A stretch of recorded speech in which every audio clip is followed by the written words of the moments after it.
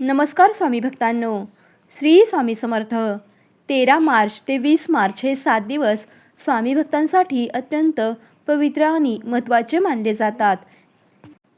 या काळात जर आपण श्रद्धेने नामस्मरण आणि सेवा केली तर स्वामींची कृपा लवकर प्राप्त होते.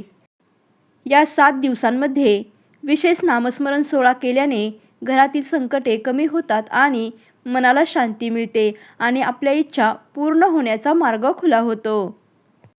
तर या 7 दिवसांमध्ये काय करावे आणि स्वामींची सेवा कशी करावी हे संपूर्ण माहिती आपण आजच्या या व्हिडिओमध्ये पाहणार आहोत. त्यामुळे तुम्ही हा व्हिडिओ शेवटपर्यंत नक्की पहा.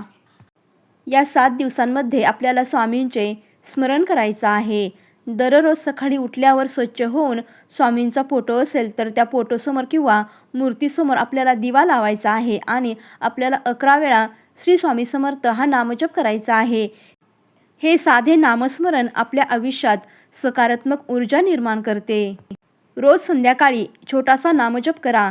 म्हणजे संध्याकाळी 108 वेळा श्री स्वामी समर्थ हा नामजप करा.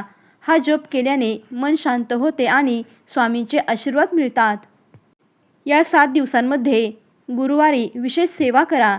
या 7 दिवसात जर तुम्हाला गुरुवार आला तर त्या दिवशी स्वामींना फुले अर्पण करा, स्वामींची आरती करा आणि गरिबांना थोडे अन्नदान करा. असे केल्याने स्वामी अत्यंत प्रसन्न होतात.